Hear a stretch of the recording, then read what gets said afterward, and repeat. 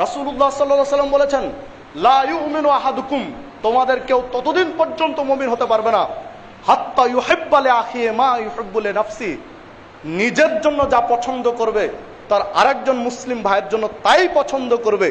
এই নীতিতে যতদিন আসতে না পারবে ততদিন পর্যন্ত মুমিন হতে পারবে না। হাদিস সহিহ বুখারীর 13 নম্বর হাদিস, সহিহ মুসলিমের 180 নম্বর হাদিস। সম্মানিত উপস্থিতি, এই কথায় তো সুজ ঢুকানোর কোনো সুযোগ নেই। কোরআনের পরে যে সহিহ বুখারীর স্থান, যে যতদিন পর্যন্ত একটি মানুষ, একজন মুসলিম নিজের জন্য যা ভালোবাসে, পছন্দ করে, অপরের জন্য তাই ভালোবাসবে, পছন্দ করবে, মানে নিজের উপর আরেকজনকে প্রাধান্য দিবে, এই নীতিতে আসা না পর্যন্ত একজন পরিপূর্ণ ইমানদার হতে পারবে না। 1500 বছর আগে এই কথা বলে গেলেন। বাস্তবতায় দেখুন, রাস্তায় চলতে গিয়ে রিক্সা ভাড়া দেব, পকেট থেকে টাকা বের করে দেখি, ছিঁড়া টাকাটা বের করে দেয় রিক্সা চালককে, আর নতুন টাকাটা নিজে রেখে দেই। বলুন তো হাদিসের বিপরীত হলো কিনা? কেন দিলাম রিক্সা চালককে? ও তো গরিব মানুষ।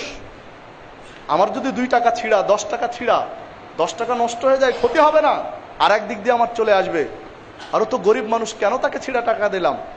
বিপদে কেন তাকে ফেললাম? উচিত তো ছিল যে ছিঁড়া টাকাটা রেখে দিয়ে নতুন টাকাটা আগে তাকে দেওয়া। খেতে বসেছি, ভালো প্লেটটা নিজের জন্য টেনে নিলাম, কেন টানলাম?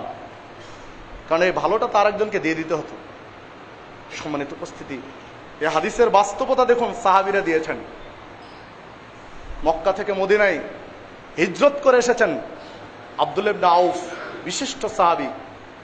আল রাসূল সাদ ইবনে রাবিকে ডেকে তার সাথে একটা ভ্রাতৃত্বের বন্ধন সৃষ্টি করে দিলেন। বলে দিলেন যে আব্দুল্লাহ ইবনে আউফ একজন বিশিষ্ট ব্যক্তি, ও তো খালি হাতে ফিরে এসেছে।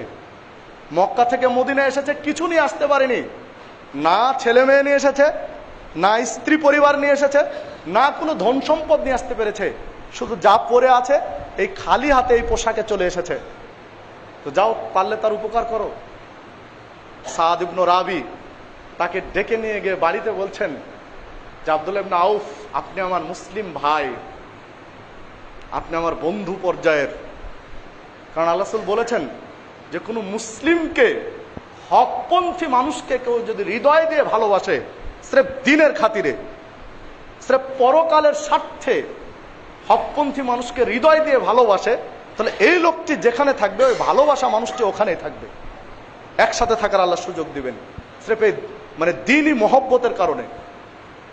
এই দ্বীনি মহব্বত দেখাতে গিয়ে সাদ ইবনে রাবি বলছেন যে ভাই, আমার যে সম্পদ রয়েছে অর্ধেক আপনাকে দিয়ে দিলাম, আপনি তো খালি হাতে এসেছেন। আমার অর্ধেক সম্পদ আগামীকাল থেকে আপনি চাষাবাদ করেন। কারণ হচ্ছে মুহাজির আর আনসার হচ্ছেন সাদ ইবনে রাবি।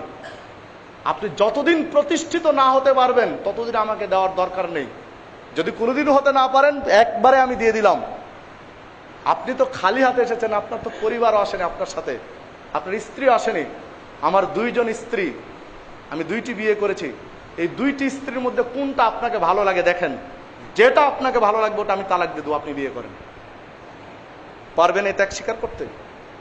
ওই হাদিসের বাস্তবতা দেখিয়েছেন সাহাবীরা। আমি তো অলিক কাহিনী বলিনি, হাদিস তো বলছে সহিহ বুখারীর মধ্যে এসেছে।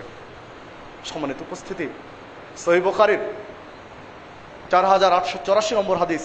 কি দিয়ে বোঝায় আপনাকে? সহিহ বুখারীতে আরেক জায়গায় এসেছে 5072 নম্বর হাদিস। আমরা হয়তো বা কোন একজন ভাইয়ের জন্য কিছু সম্পদ ত্যাগ স্বীকার করতে পারবো, কিন্তু নিজের 2টা স্ত্রীর ভালোটা ছেড়ে দিতে পারবো, এই ত্যাগ কি পারবো? সাহাবীরা দেখিয়ে দিয়েছেন যে আদর্শ কাকে বলে। ওনারা দুনিয়া চাননি, চেয়েছেন পরকাল। কি হবে আমার দুনিয়াতে এই মর্যাদা, এই প্রতিপত্তি, এই ক্ষমতা কি হবে আমার? যদি পরকালে সফল হতে পারি সেটা হচ্ছে আমার সফলতা, আমার দুনিয়াতে সফলতা দরকার নেই। সাহাবীরা এই চেতনা নিয়ে, এই স্পিরিট নিয়ে মানুষ হয়েছেন, এই আদর্শ নিয়ে বুকে লালন করে তারা জীবন যাপন করেছেন। সম্মানিত উপস্থিতি, দেখুন আল্লাহ রাসূল সাল্লাল্লাহু আলাইহি ওয়াসাল্লামের কাছে একজন মেহমান এসেছে। তখন তিনি মদিনার রাষ্ট্রপতি, প্রধানমন্ত্রী। কথা বলছেন সাহাবীদের কাছে, রাত্রের এশার আগে অথবা পরের ঘটনা হবে। হাদিসের ভাষ্য অনুযায়ী একজন মেহমান এসে